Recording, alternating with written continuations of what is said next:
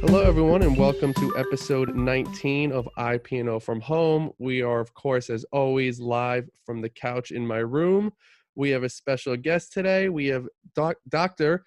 Barbara Bender, who is the Senior Associate Dean of the School of Graduate Studies here at Rutgers. Hey, Barbara, thanks for coming on the podcast with us.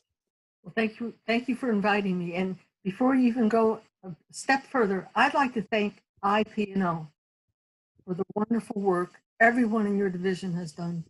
This is where we are today. So thank you. Thank you. Oh, thank you. Thank you. Can you tell us a little bit about graduate students generally and during the pandemic? Sure. The School of Graduate Studies is a PhD grantee unit for New Brunswick, Piscataway, and we also have programs in Newark.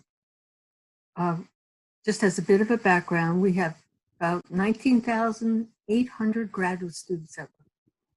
That's in Camden, Newark, and New Brunswick. And that's quite a big population. And we offer a broad array of programs, everything from humanities, social sciences, STEM, science, technology, engineering, and math. And we have students engaged at all levels of study and research. Our students come from more than 110 countries. And even in the best of times, being a graduate student is challenging. We are preparing students, the PhD students, to become leaders in the field, to lead in their discipline in various settings. And we're preparing master's students to understand the research and then apply that research. So there's a lot of independent work that's kind of isolating, if you will. They need to be in their lockdown place doing their studies and so on. COVID has made that isolation and alienation sometimes worse. Students in laboratories typically work in groups. They work with 3, 4, 5, and more colleagues, students, postdocs, undergraduates. And those in the labs now are working pretty much by themselves and certainly socially distanced. So where before a student may go to a lab from 9 to 5 every day, now they may have to go 9 to 5 on one day.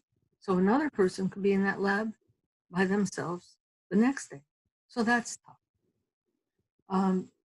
For our international students, there are some who are at home. They are in their country of origin with their families. We're not able to get back.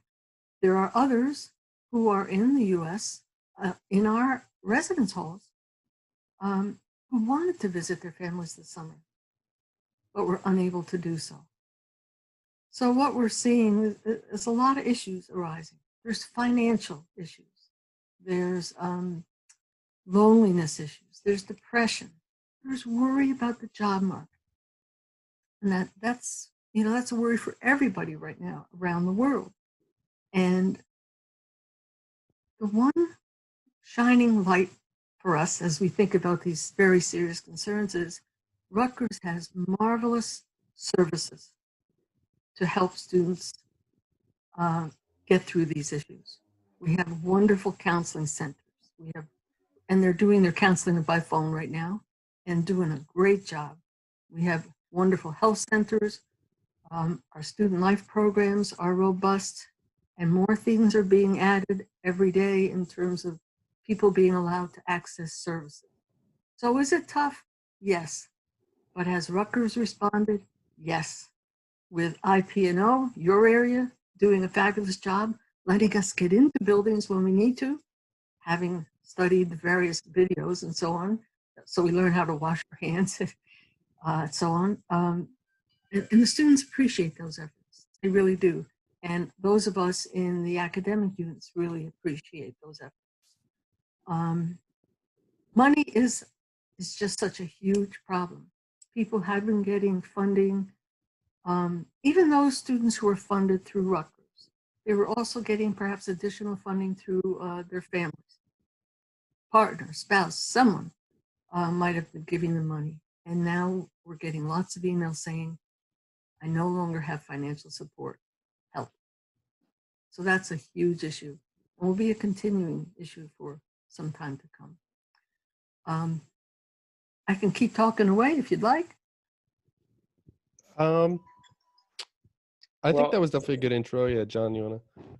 yeah, I mean, so you touched a little bit about the services provided to graduate students, but is there anything that you could expand on as far as what services are provided and sort of how they've helped the students at this point? Sure. At the School of Graduate Studies, we have a whole host of services we have this marvelous project called Grad Fund, which teaches graduate students how to write grants. They are doing all their work online. They're having webinars. They're teaching students how to try to get funding for themselves and their own research projects, and they're doing a wonderful job. We do professional development programs to get students networked with people in the business community and in non-governmental entities to help them learn how to network and get jobs. We have something called the TA Project. We've been in existence for more than 30 years now, where we teach our graduate students how to teach.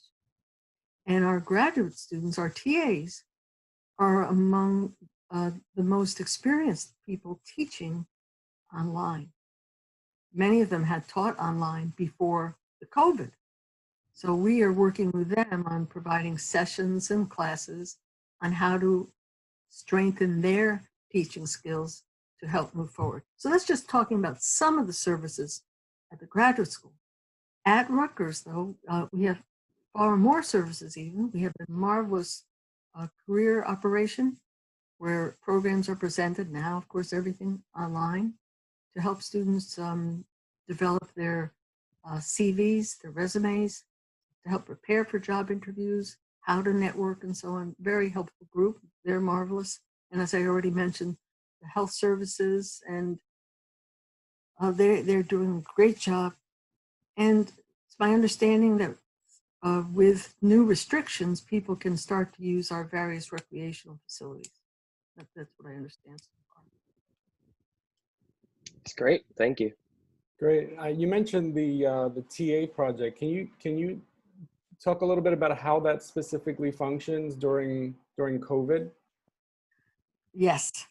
The Teaching Assistant Project is designed to enhance the quality of instruction by our graduate student instructors to then strengthen the quality of undergraduate education.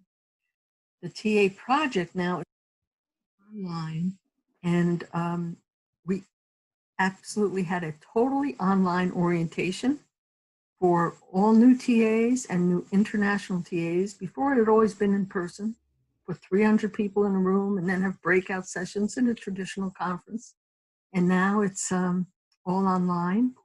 Our courses for TAs, designing your own course, introduction to college teaching, technology, all of those are online. And we'll be offering about 14 sessions this fall on everything from introduction to VoiceThread, introduction to Box, introduction to Canvas, to dealing with academic integrity online. So it's very busy. Lots of people are signing up for it. And while I very much miss seeing people in person, right now this is working fine. That's great. Thank you. Well, Barbara, I think that's all we had lined up to ask you today. But I'll say, as someone who's currently taking graduate classes, it's good to hear all those services that are available to me and to everyone else taking these classes, especially during this time.